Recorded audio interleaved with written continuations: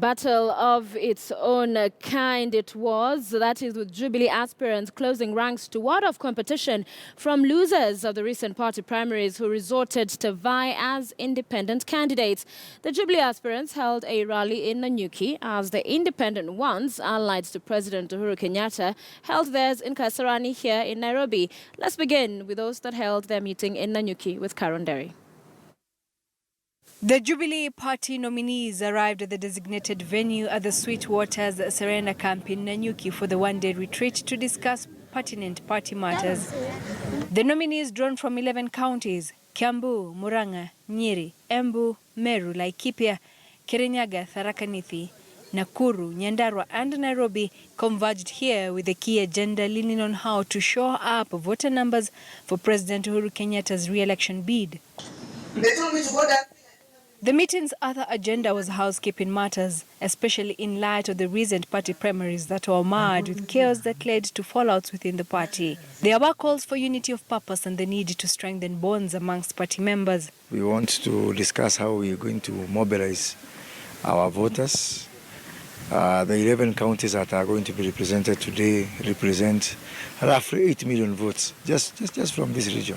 To mobilize over 100% voter turnout in our counties and ensure that we are contributing to the Jubilee target of getting 70+1 or more during the coming elections, and therefore reassuring His Excellency the President a re-election. So as far as we're concerned, we've already started planning in terms of how we're going to work together as a united team to support the Jubilee agenda. We're having a discussion, one, on how we are going to approach the elections, and two, to start visioning for a legacy term for His Excellency the President. The post-nominations fallouts have birthed huge cracks within the party, with those who lost forming their own caucus as independent candidates who went on to hold a meeting at Kasarani that was simultaneous with today's Jubilee nominees meeting.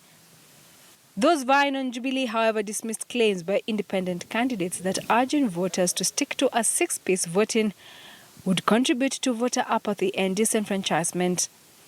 The nominees were emphatic that President Uhuru Kenyatta's votes remained intact within his strongholds despite the differences between party nominees and independent candidates. It is wrong to call them independent candidates who are facing threats from losers, coalition of losers. And we are happy, we are convinced that the entire vote in this region belongs to President Kenyatta. We have discussed the narrative that is being spread, that those who we beat in the nominations, their exit from the scene may affect the presidential vote, that there could be apathy. Those who were running independent before, there's no problem. They were focused on what they wanted to do. This other one is a reactionary. It has no other motivation apart from just making the noise which they are likely to make. And they are welcome. That's democracy.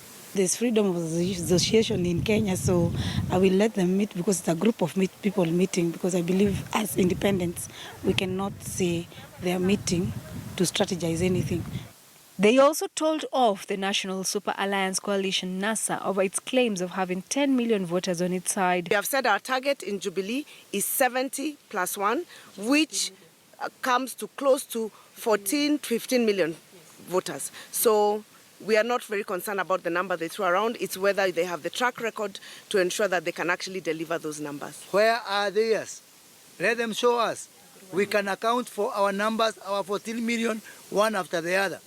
We are starting off here with a small token to our president from people from his region of 8 million. About 40 nominees attended the Nanyuki meeting. Carol